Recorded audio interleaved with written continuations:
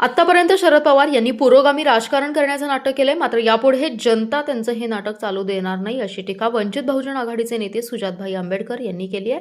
नेहमी भाजपला फायदा होईल असं राजकारण शरद पवार यांनी केलंय असा आरोपही त्यांनी यावेळी केलाय. मिरजमध्ये आंबेडकरी चळवळीतील शेकडो कार्यकर्त्यांनी वंचित बहुजन आघाडीमध्ये पक्षप्रवेश केला. यावेळी पक्षप्रवेश आणि कार्यकर्ता मेळाव्यामध्ये सुजात आंबेडकर बोलत होते.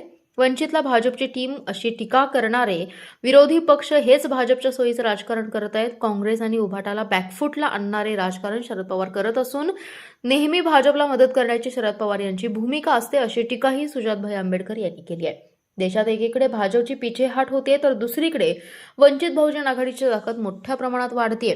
भाजपला विरोध करण्याची ताकद केवळ वंचित बहुजन आघाडीमध्ये आहे. त्यामुळे युवक आणि कार्यकर्त्यांचा मोठ्या प्रमाणात ओढा वंचितकडे आहे असं सांगून सुजातभाई आंबेडकर पुढे म्हणाले, भाजपला हरवायचं असेल तर बुलेट नव्हे तर बॅलेटच्या माध्यमातून त्यांना हरवावं लागेल. आंबेडकर चळवळीतील ज्येष्ठ नेते माजी नगरसेवक अशोक कांबळे हे नेहमी वंचित बहुजन आघाडीचे प्रमुख प्रकाश आंबेडकर यांच्या विचाराच्या पाठीशी राहिलेत. आंबेडकर चळवळ आणि डॉक्टर बाबासाहेबांच्या विचारांवर चालणाऱ्या पक्षांनाच अशोक कांबळे यांनी पाठिंबा दिलाय. ते पक्षात आल्यामुळे नक्कीच पक्षाची ताकद वाढली असून पुढील काळात नक्कीच पक्ष या जिल्ह्यात यशस्वी होईल अशी आशाही सुजातभाई आंबेडकर यांनी यावेळी व्यक्त केली आहे. नंतर शरद पवारांचं राजकारण आणि त्यांचे निर्णय हे नेहमीच भाजपला मदत करणारे हे राहिलेले आहेत. म्हणजे 2019ला जर आपण आता अजितदादा आपल्यामध्ये नाही आहेत, पण अजितदादांचं स्वतःचं वक्तव्य होतं की जेव्हा जी पहाटेची शपथविधी होती तेव्हा ती शपथविधी ही शरद पवारांच्या सांगण्यावरनं केली होती. त्याच्यानंतर आता मोदी बरोबर जाऊन भेटणं जंतर मंतर नंतर ठिकठिकाणी अशा भूमिका घेणं ज्यांनी काँग्रेस बॅकफूटवरती येईल, उभाटा बॅकफूटवरती येईल आणि भाजपला मदत होईल अशी नेहमीच भूमिका ही शरद पवारांनी घेतली. आताच्या स्थानिक निवडणुकांमध्ये बघितलं तर काही काही ठिकाणी थेट शरद पवार गट आणि भाजप अशी युती आपल्याला दिसली होती. आणि आता जी MLCच्या विधान परिषदेच्या निवडणुका झाल्यात तिकडे 90% भाजप जिकडे बिनविरोध निवडून आली आहे त्या जागा शरद पवारांना सुटल्या होत्या. ह्याचा तुम्ही स्टडी करून बघा.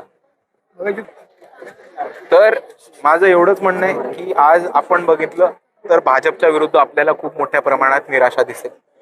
ठिकठिकाणी लोक भाजपच्या शिव्या घालताना दिसतील, भाजपचा मतदार कमी होताना दिसेल, भाजपकडनं लोकांचा कल जाताना दिसेल.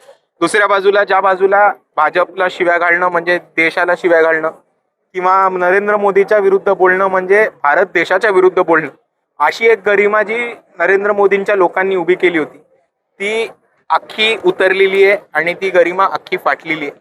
आणि आज नरेंद्र मोदी देशाला लुटतायत, देशाला विकतायत हे प्रत्येक माणसाचं जनमानसाचं मत झालेलं आहे. आणि त्याच भूमिकेवरती वंचित बहुजन आघाडी आता स्वतःला कॅपिटलाइज करते.